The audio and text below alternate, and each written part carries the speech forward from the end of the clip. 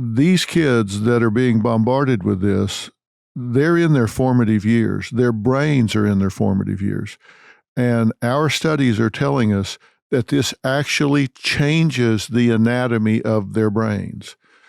In the neocortex, which is the front part of your brain, which is the executive functions, it's where impulse control, decision-making, foresight, all of the things that have to do with being able to navigate the terrain of life, those are areas that are developing, and we're seeing changes there. We're seeing less volume there in gray matter and the connectivity of white matter. So we're seeing actual anatomical changes that are in a direct correlation with how much screen time they're spending, how much time they're spending with a device, and we know what they're getting from that device. So it's content as well as screen time. So there is a really direct link in analyses that have been done of how much screen time kids spend and mental ill health.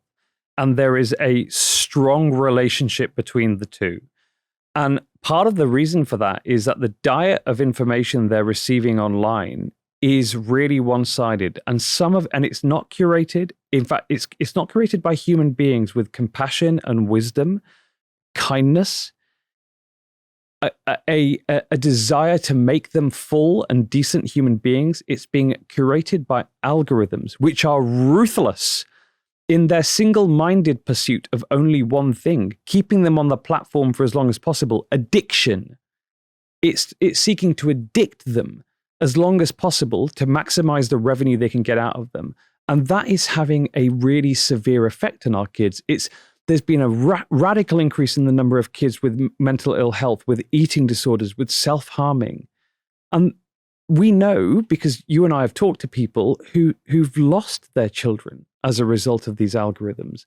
And I fear that there will be more unless we actually get control of the greediness and the indifference, the kind of the laziness of the way that platforms are administered today.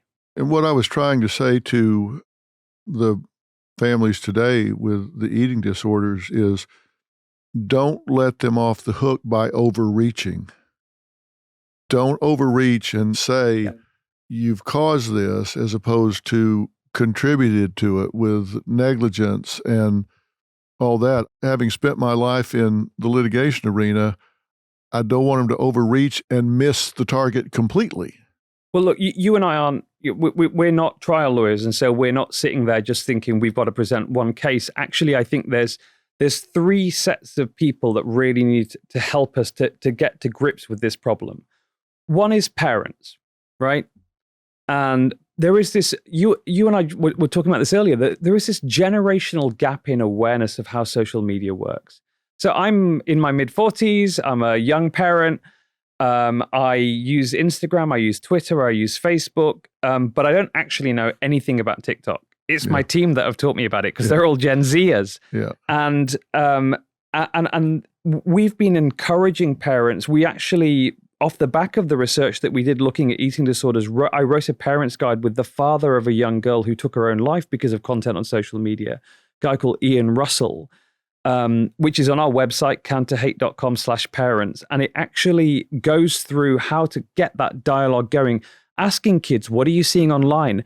Helping them to understand why they might be seeing so much content about eating disorders, teaching them about algorithms, teaching them about how to contextualize the information they're seeing, that it's not normal to respond to the feelings they have when they're in their teens, in this kind of vital transition to adulthood period of their life, by restricting their diets to 700 calories, which is what the content they're seeing online is saying. Right. Or by harming themselves, that's not a normal response. That's a dangerous response.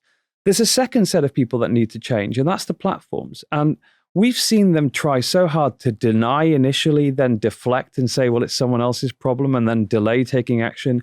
We need them to start showing some responsibility. And I would like to believe that we can persuade them to do so through moral argument, but if they can't change through moral argument, there's a third set of people that need to have our backs as parents, as citizens, and that's our politicians. And the truth is that You and I have talked about this before.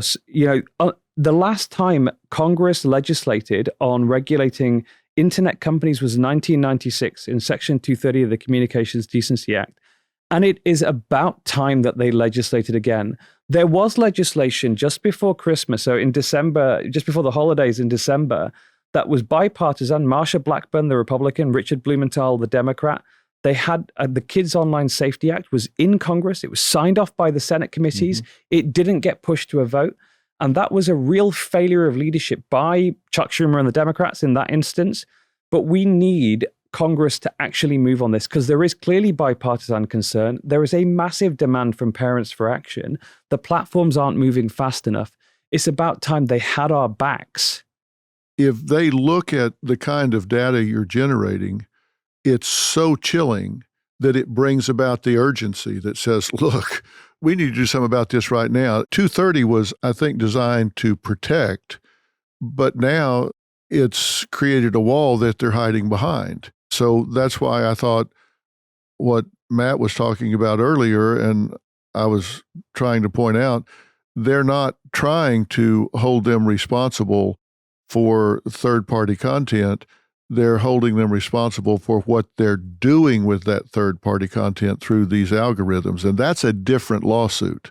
Even with 230, they can pursue that. Look, if I wasn't so British, I would have high-fived you when you said that. But I am, so I didn't. Look, you're absolutely right. And these platforms have evolved beyond being just a place where a few people comment here and there, which is in 1996, there were no social media platforms. They were really legislating for comment sections on news websites. And now we've got these massive businesses with a reach across 2/3 of all human beings, which has fundamentally changed the nature of how we communicate as a species. And it's about time that politicians realize the world is changing and it's time for our legislative and regulatory framework to change too. Because and my job as the chief executive of the Center for Countering Digital Hate is to ensure that the right evidence is put in front of them, that we conduct really rigorous studies. We put them out in the public domain so anyone can challenge them, anyone can see what we've done, but we provide the test for whether or not the system as it exists now is working in the right way.